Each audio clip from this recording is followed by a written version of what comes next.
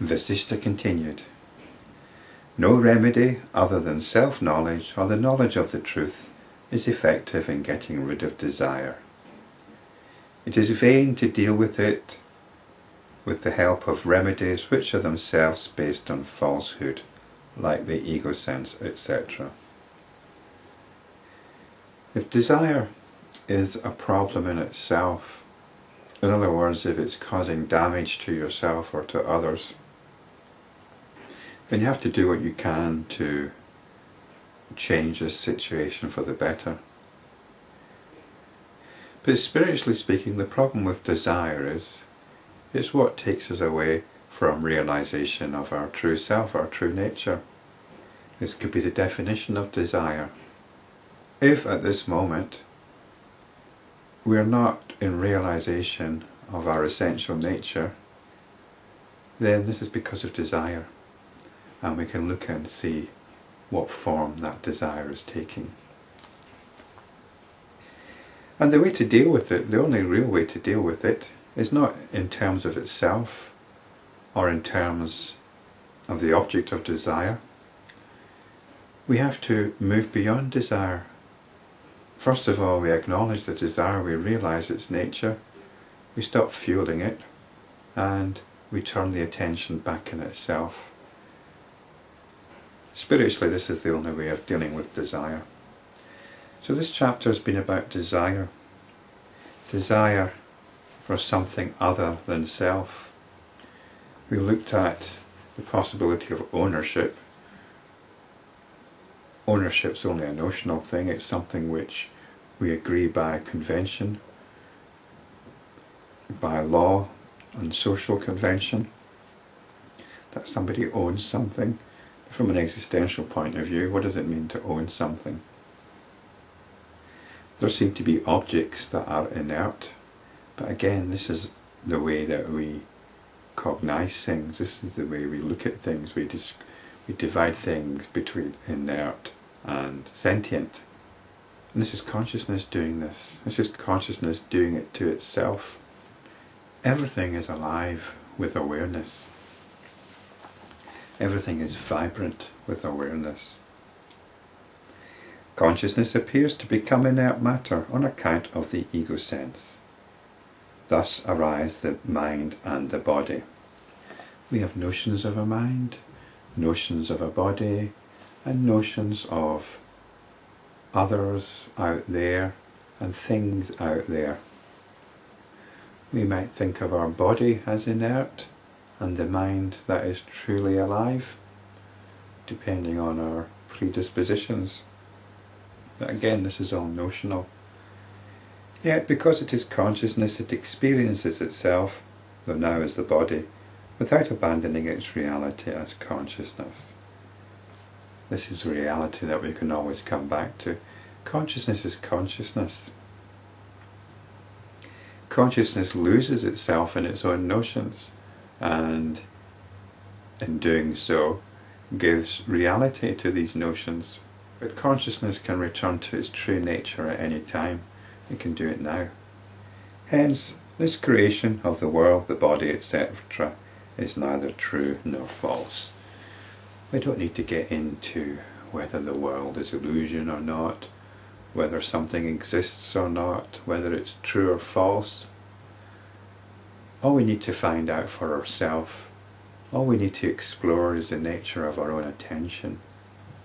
And look at how it gets diverted. Look at how it identifies with what it's attending to. Look at how it avoids itself.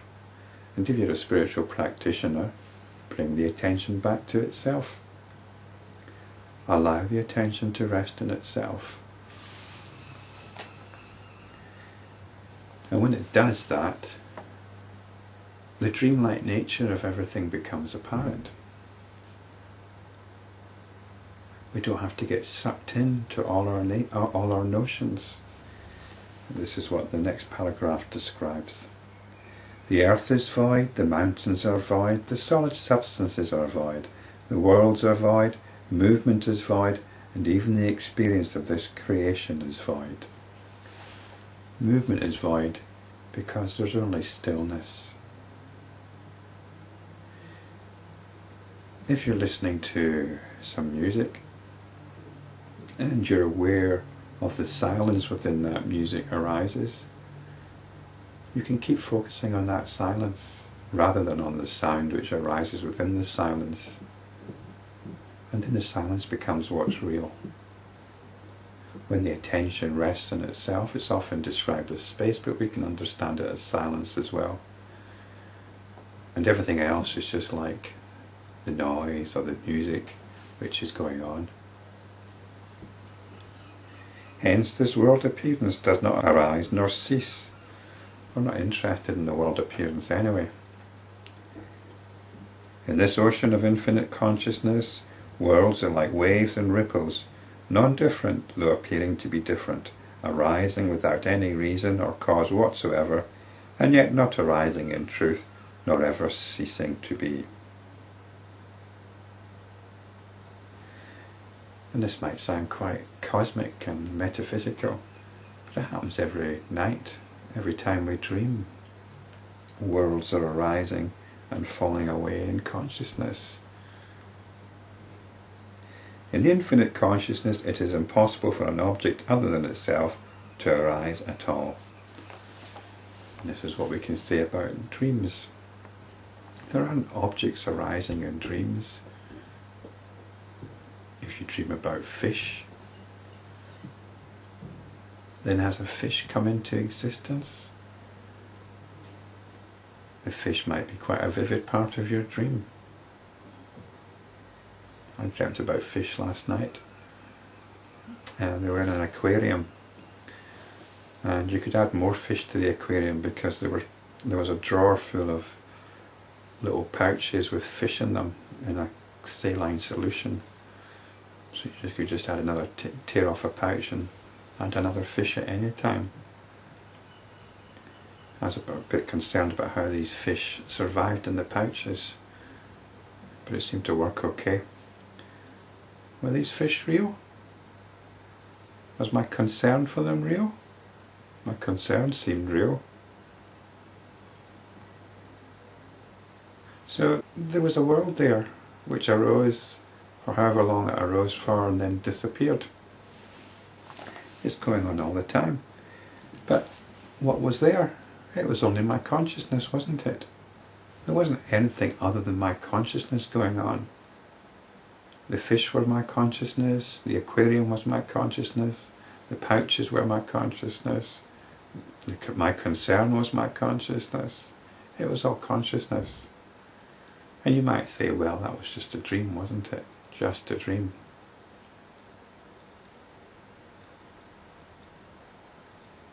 There's absolutely nothing to say that this is not just a dream.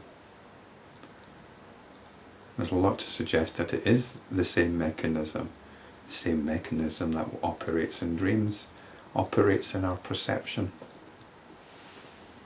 What's the difference? What's the difference?